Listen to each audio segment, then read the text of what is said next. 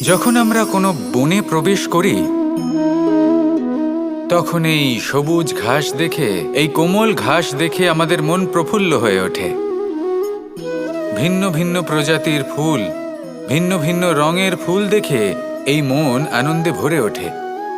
এখানে শিশুরা আনন্দ লাভ করে, বড়রা ভোজন গ্রহণ করেন, কথাবার্তা বলেন, হাঁটাহাঁটি করে বেড়ান।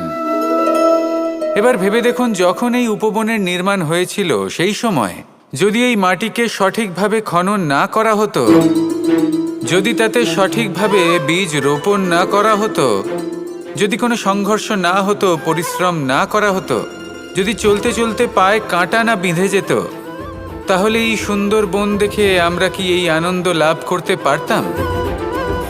কখনোই নয়। ধরুন কোনো নদীর তটে সুন্দর একটি বন আছে, সেই বনের আনন্দ লাভ করতে গেলে আপনাকে সেই নদী পার করতেই হবে। যদি সুখের নদীর কাছে পৌঁছতে চান, তাহলে তটে যে কাঁটা রয়েছে সেগুলোর সাথে সংঘর্ষ করতেই হবে। এই সংসারে যদি আপনি সুখ লাভ করতে চান, তাহলে সুখ লাভের এই যাত্রা শুরু করতে হবে সংঘর্ষ দ্বারা।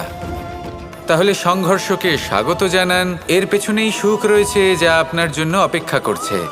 এবার হাসুন আর আমার সাথে ভালোবেসে বলুন, রাধা রাধা। পরিবর্তন, এটা হলো সৃষ্টির অমূল্য নিয়ম। এই সংসারে সবকিছু সময়ান্তরে পরিবর্তিত হয়, এই সময়ও পরিবর্তিত হয়। পরিবর্তন চিরকাল হয়ে এসেছে আর চিরকাল হতে থাকবে। কিন্তু এবার আমরা সেই পরিবর্তন কিভাবে লাভ করব, যেটা আমাদের প্রয়োজন, যেটা আমরা চাই। আমরা জীবনে বিকাশ চাই। এই বিকাশ কিভাবে লাভ করতে পারি? এই প্রকৃতি কিন্তু আমাদের অত্যন্ত উত্তম উদাহরণ দিয়ে বুঝিয়েছে। একটি বিন্দুর উদাহরণ দিয়েছে যা ভবিষ্যতে একটা বিশাল নদীর আকার ধারণ করে। এটা কিভাবে হয়? মেঘ থেকে একটি বিন্দু ঝরে পড়ে সেই পর্বতের ওপর যেখানে হিম আছে। সেই হিমের সংস্পর্শে আসা মাত্র সেই বিন্দুর সাথে আরও বেশ কিছু বিন্দু যুক্ত হয়।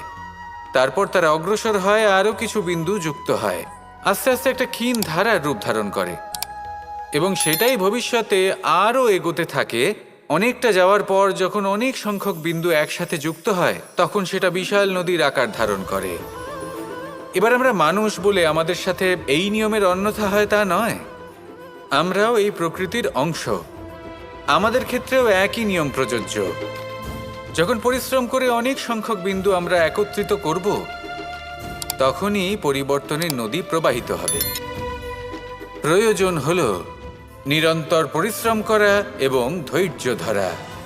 এটা করতে থাকুন, জীবনে সব কিছু লাভ করতে পারবেন। কারণ প্রকৃতি আমাদের এটাই শিখিয়েছে, আর আমরা এই ব্রহ্মরই একটি অংশ, যার দ্বারা এই ব্রহ্মাণ্ড নির্মিত।